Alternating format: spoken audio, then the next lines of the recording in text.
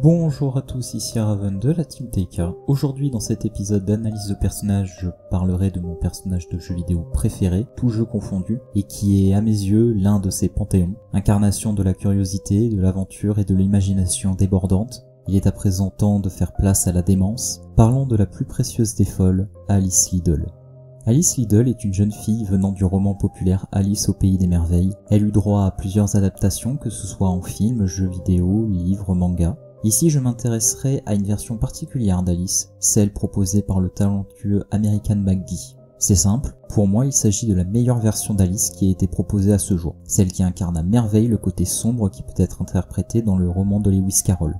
La beauté de cet ouvrage réside dans l'équilibre parfait entre le bien et le mal. Il n'y a aucun moyen de savoir si dans le livre, Alice est saine ou complètement folle. Disney avait pris le pari que Alice rêvait, tandis que McGee, lui, exposait toute la folie que représentait son esprit, montrant l'impact qu'il y avait dans le monde réel. Dans cette version, Alice perdit ses parents et sa sœur à l'âge de 7 ans, dans un incendie qui ravagea sa maison. Elle survécut de peu et fut admise à l'hôpital de Littlemore, où elle y passa une année entière afin de soigner ses blessures. Traumatisée par les événements et bredouillant des paroles incompréhensibles à base de centaures et de somnambulisme, Alice fut internée à l'asile de Rottle Edge, où elle y passera 10 années insupportables. L'enfer paraissait doux à côté des tortures qu'elle subissait dans cet endroit. Là-bas, toutes les techniques pour guérir la folie, l'hystérie et les excès de violence étaient de mise. Saignées, trépanation, choc électrique, voire lobotomie et autres camisoles de force, ce n'était pas ce qui manquait. Pour se protéger, Alice créa un monde où elle se sentait bien, le pays des merveilles.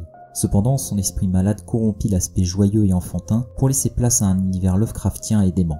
Durant 10 années, elle endura le calvaire que les soignants lui faisaient subir, passant des violences physiques au harcèlement moral voire sexuel, se réfugiant dans les merveilles quand elle le pouvait. Son pays, en proie à la démence, fut sauvé par Alice en tuant la reine de cœur, responsable de ses tourments, symbole de sa culpabilité d'avoir survécu au drame. Alice semblait aller mieux, et fut autorisée à sortir de l'asile en novembre 1874, à l'âge de 18 ans. Afin de ne pas finir dans la rue en tant que prostituée, elle fut recueillie en tant que femme à tout faire par le docteur Angus Bumby, le directeur de la maison de correction de Houndsditch et psychiatre des orphelins qui y vivaient. Ce scientifique renommé, diplômé d'Oxford, utilisait l'hypnothérapie pour faire oublier le passé et éléments douloureux des enfants pour les faire avancer dans la vie. En échange de ses services, Bumby accepta de l'aider gratuitement à oublier son passé tortueux. Pendant une année, elle assista Bumby dans son travail tout en continuant ses séances thérapeutiques. Cependant, l'esprit d'Alice était beaucoup trop puissant, déterminée intérieurement à ne pas oublier l'incendie et découvrir le coupable malgré les rapports de son avocat Radcliffe. En effet, plusieurs choses semblaient incohérentes. Sa chatte Tina fut accusée de l'incident, en ayant renversé la lampe à huile dans la bibliothèque. Or, cette dernière dormait avec Alice. C'est même elle qui lui avait permis d'échapper aux flammes en sautant du premier étage. Le rapport du légiste confirmait que ses parents étaient méconnaissables suite à l'incendie, mais qu'à contrario, sa sœur Lizzie était intacte et était morte d'asphyxie. Pour Alice, impossible que ce soit la fumée qui ait causé sa mort. Sa chambre était bien trop éloignée de la bibliothèque pour qu'elle se retrouve piégée. De plus, sa porte a été retrouvée verrouillée. Or, Lizzie ne laissait jamais la porte de sa chambre fermée à clé, car elle considérait cet acte comme un emprisonnement. La douleur des souvenirs commença à rendre folle Alice, qui démultiplia les séances. Cette confrontation mentale résulta en l'apparition d'un train infernal qui commençait à détruire le pays des merveilles et son esprit. Pourtant, son esprit continua de se souvenir, quitte à laisser ce train ravager ses merveilles. Elle les parcourra, et à mesure qu'Alice recouvrait sa mémoire sur l'incendie, la jeune fille se souvint et comprit.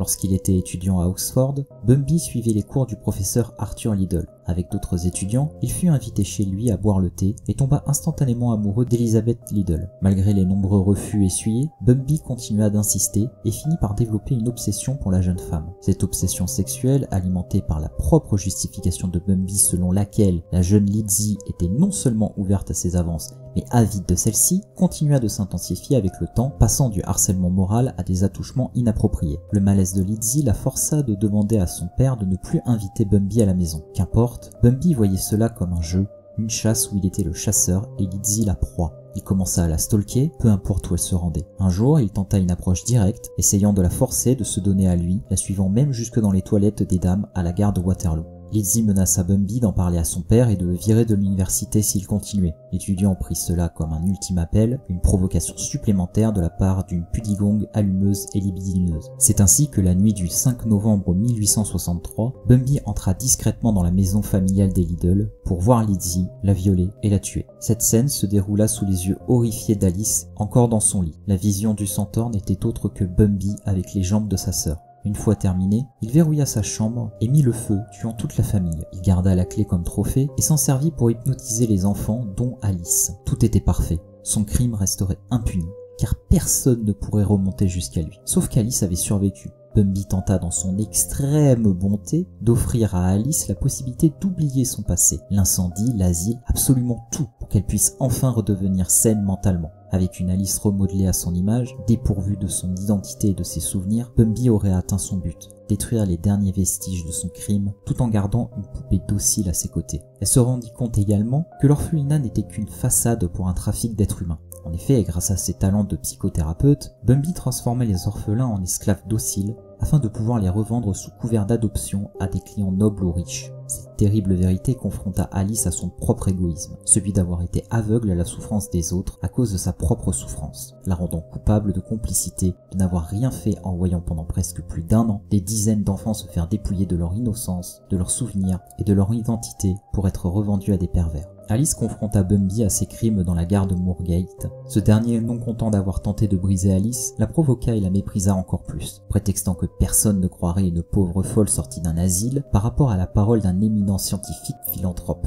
Le pire dans tout ça, c'est qu'il était réellement convaincu d'œuvrer pour le bien. Il croyait fermement qu'en transformant des enfants traumatisés et inutiles à la société en produits fiers à vendre en tant qu'esclaves, il rendait service à tout le monde. Les enfants avaient une nouvelle vie, un nouveau destin, et les clients étaient satisfaits d'obtenir des petits êtres dociles. Pour lui, Alice aurait été son chef-d'œuvre, mais elle était trop têtue, trop déterminée, trop puissante, même dans sa propre folie pour oublier. Voyant qu'elle n'obtiendrait jamais justice, Alice embrassa Némésis et poussa Bumby, qui se fit percuter par le train arrivant en gare, le tuant instantanément. Après la mort du meurtrier de sa famille, Alice pensait enfin pouvoir trouver la paix. Cependant, elle ne se rendit pas compte que son acte allait avoir des répercussions désastreuses, autant dans sa vie que dans sa psyché. Il faut savoir que lorsqu'Alice visite les différents domaines de son esprit, elle arbore différentes robes portant des symboles. Ces symboles alchimiques sont le reflet de sa personnalité et de son âme. Par exemple, sa robe classique bleue et blanche possède le symbole d'Eris, déesse de la discorde et du chaos, ainsi que celui de Jupiter, celui qui s'élève au-dessus des lois et de la matière. Cette robe symbolise le chaos qui règne dans son esprit, mais également son désir de découvrir la vérité et de ne pas se laisser diriger. Alice traversera dans son esprit les 8 étapes du deuil.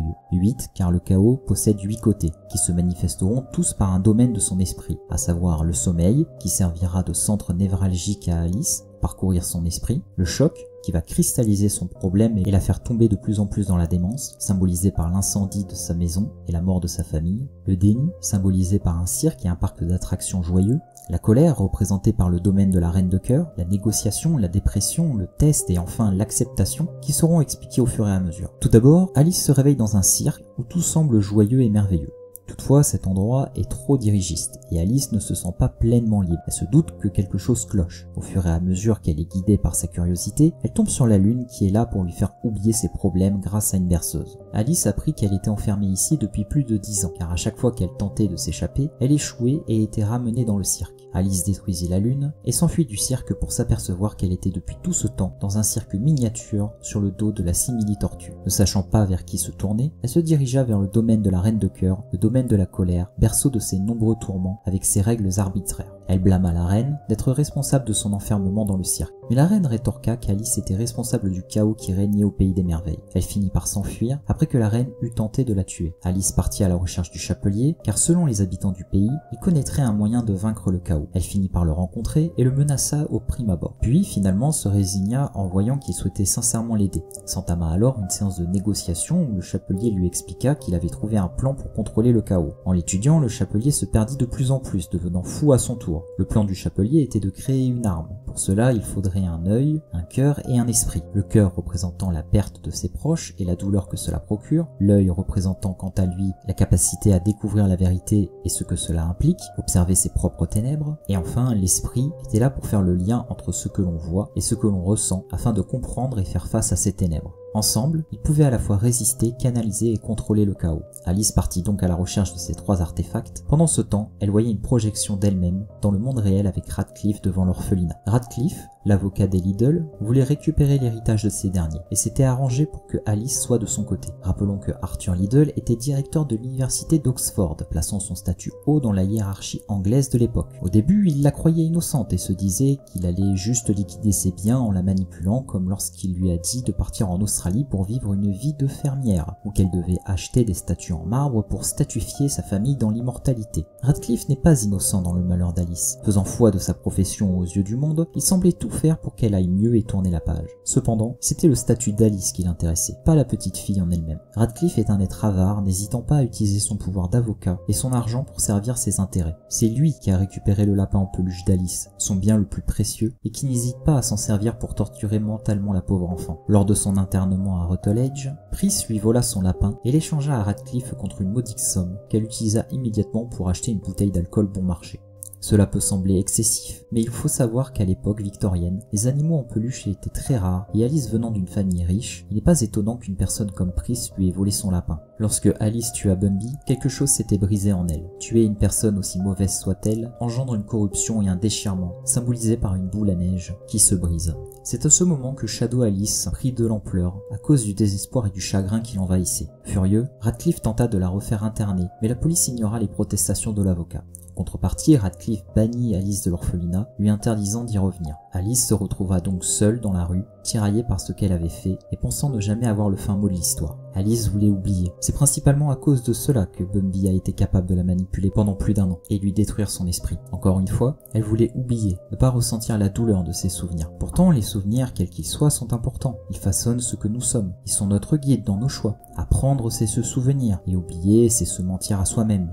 Nier la réalité, aussi dure soit-elle. Alors Alice continua de se souvenir. Elle se rappela que par la suite, elle avait échappé à la police et s'était rendue chez Radcliffe, celui qui lui avait volé son lapin. Elle ne s'attendait pas à l'horreur qu'elle allait découvrir. Dans le bureau de Radcliffe, elle ouvrit un petit carnet noir. À l'intérieur, des dizaines de pages listant tous les enfants qu'il avait vendus en tant qu'esclaves, ainsi que leurs clients. Radcliffe récupérait les orphelins et les plaçait chez Bumby, où ce dernier les transformait en esclaves dociles, afin de pouvoir les revendre par la suite. Le pire, c'est que ce trafic dura au minimum 10 ans, car dans un de ses souvenirs, Alice surprit une conversation entre Bumby et Radcliffe chez les Liddell, où ce dernier somma à Bumby de maîtriser ses pulsions et de continuer ce pourquoi ils étaient associés.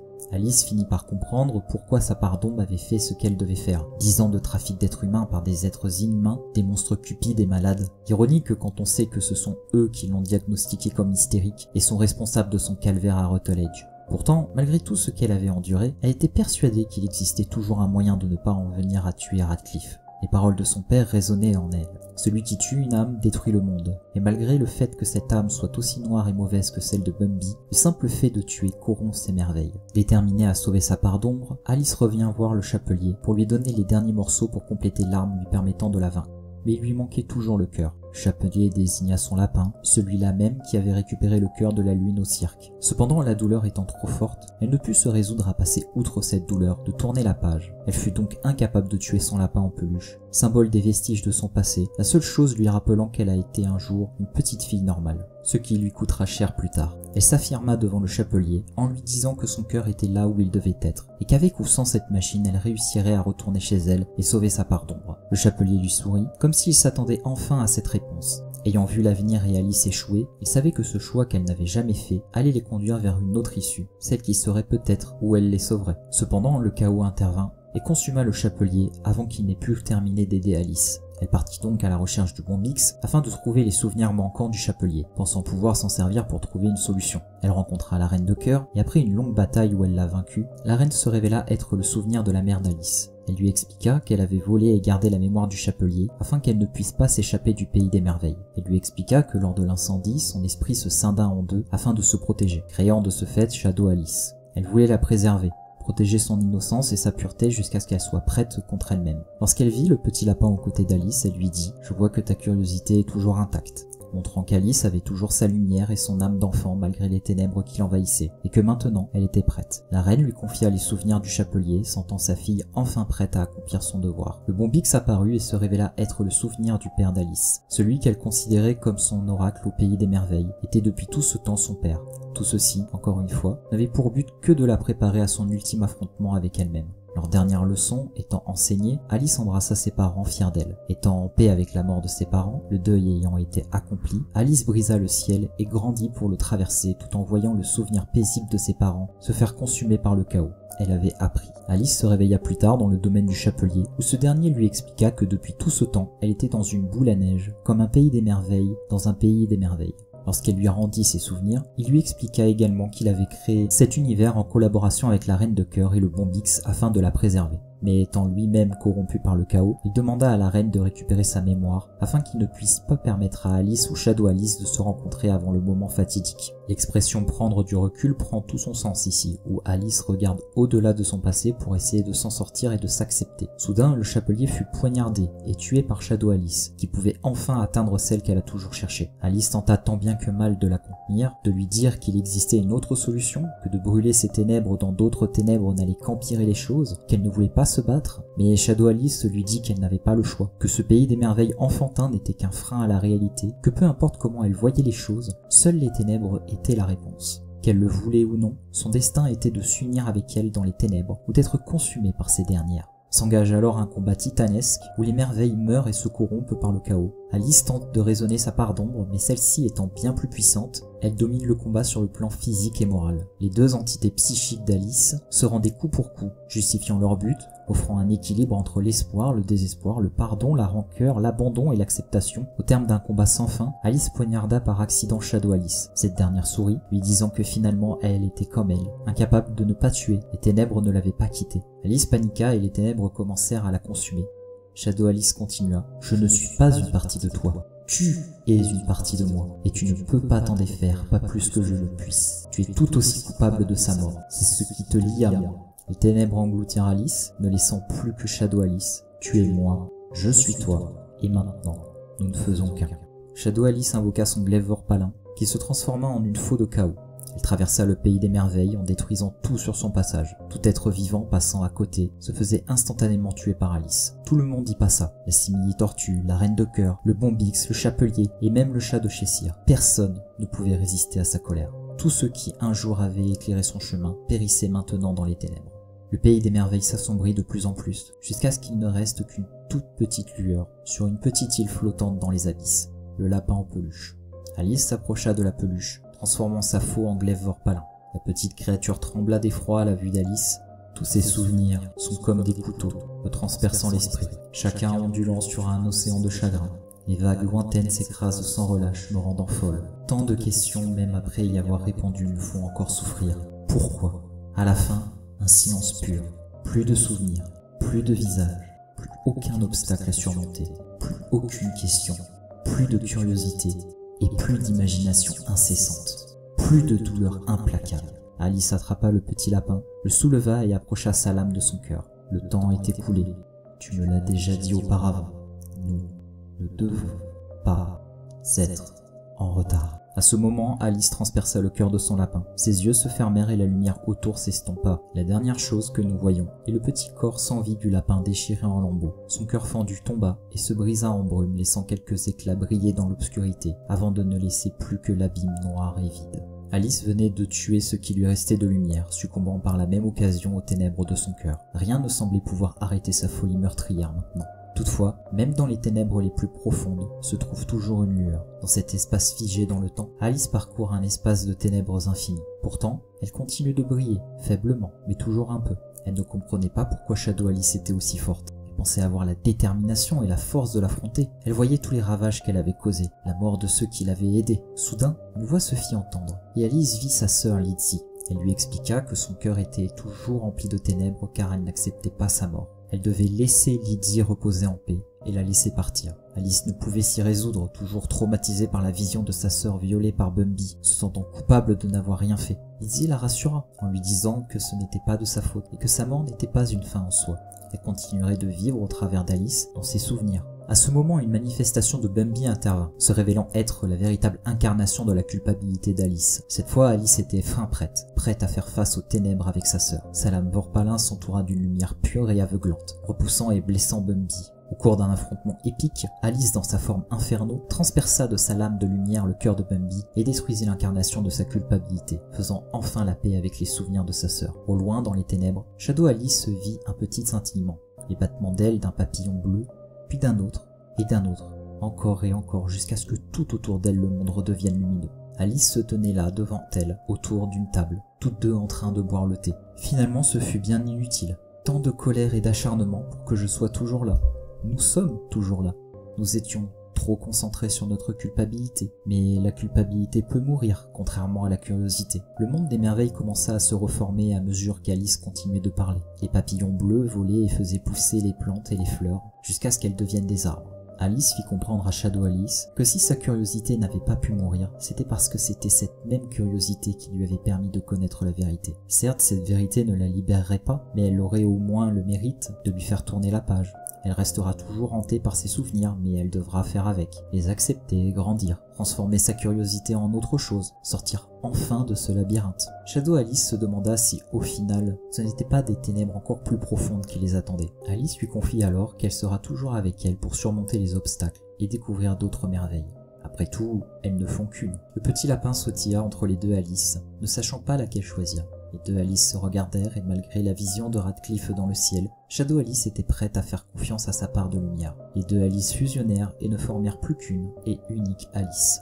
De retour à Londres, Alice confronta Radcliffe et ses crimes, en le menaçant avec son couteau. Elle lui montra le carnet où étaient inscrits tous les noms des enfants et des clients. Des preuves irréfutables. Radcliffe tenta de feindre sa culpabilité. Il expliqua qu'il avait fait tout ce qui était en son pouvoir pour protéger Alice de Bumby et de ses pulsions. Alice n'en avait que faire. Des milliers d'enfants étaient vendus en tant qu'esclaves. Radcliffe ria et posa le lapin en peluche d'Alice, stipulant que cette stupide peluche fonctionnait mieux sur les autres que sur elle. Alice vit dans le coin une petite fille blonde du nom d'Angela, la fille adoptive de Radcliffe, ou plutôt son esclave. Il profita de son inattention pour sortir une arme à feu et menacer Alice. Personne ne pleurera la mort d'une folle, qui plus est une meurtrière. Radcliffe était sur le point de gagner, mais Alice continua de rester calme. L'arme de Radcliffe se transforma en une nuée de papillons, et Alice s'approcha. « J'ai affronté mes démons. J'ai même pris le thé avec eux récemment. Et vous, Radcliffe, quoi ressemblent vos démons? Découvrons-le, ensemble. » Alice pénétra dans l'esprit de Radcliffe, une manifestation de son avarice et de la justice corrompue, et le brisa.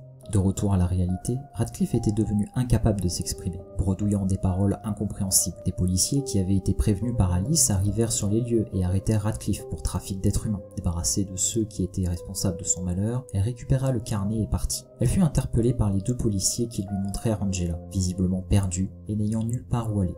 Alice s'approcha de la petite, qui lui demanda où elle voulait aller. Cette dernière ne répondit pas. Alice prit alors le lapin en peluche et lui dit que lui serait sûrement capable de pouvoir répondre. Angela sourit et dit que le lapin veut qu'elle le suive.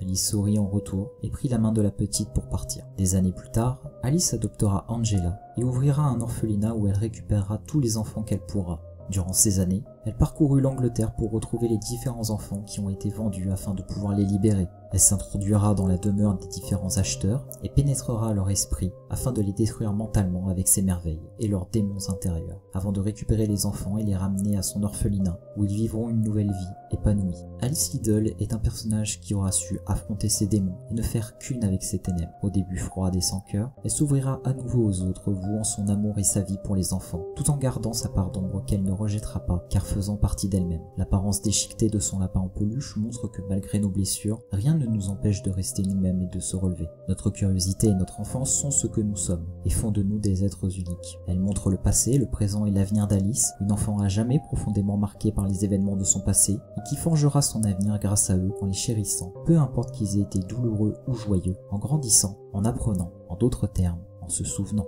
J'espère que cet épisode d'analyse de personnage vous aura plu, n'hésitez pas à me dire ce que vous en avez pensé, et en attendant la prochaine, portez-vous bien.